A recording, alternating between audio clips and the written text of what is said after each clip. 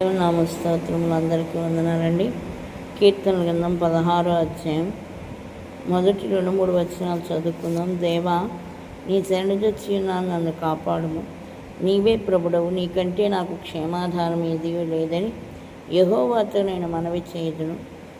నీలాగందును భూమి మీద ఉన్న భక్తులే శ్రేష్ఠులు, వారు నాకు కేవలము ఇష్టలు. హల్లెలూయా, స్తుతి స్తోత్రం. హల్లెలూయా. దావీదు మాట్లాడుతున్నాడండి. దేవా, నీ శరణుజొచ్చి ఉన్నాను, నన్ను కాపాడుము.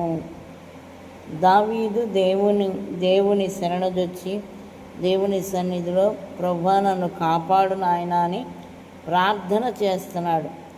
నీవే ప్రభుడవు, నీకంటే నాకు క్షేమాధారం ఏదీ లేదని యెహోవాతో నేను మనవి చేయుదును. చూడండి, దావీదు గొప్ప చక్రవర్తి అయినప్పటికీ కూడా, మహారాజు అయినప్పటికీ కూడా, నీవే ప్రభుడవు నాయన, నీకంటే నాకు క్షేమాధారం ఏదీ లేదని ఎంతో చక్కగా మాట్లాడుతున్నాడు. దేవుణ్ణి ఆధారం చేసుకున్నాడు.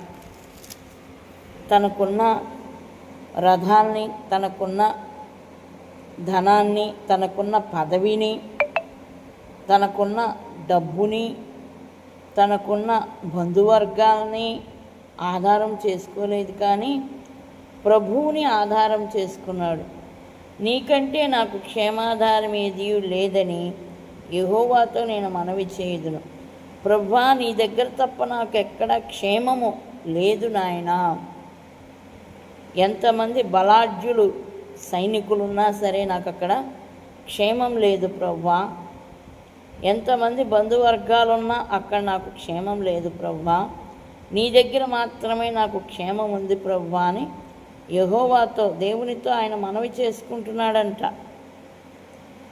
మనం కూడా ప్రభువా, నువ్వే నాకు ఆధారము, నీకంటే నాకు క్షేమాధారం ఏదీ లేదు ప్రభువా అని మనం కూడా మొరపెట్టే వారమై ఉన్నాం, ప్రార్థించే వారమై ఉన్నాం. నాకు మొరపెట్టుము, నేను నీకు ఉత్తరం ఇచ్చేదని వాక్యం సెలవిస్తుంది.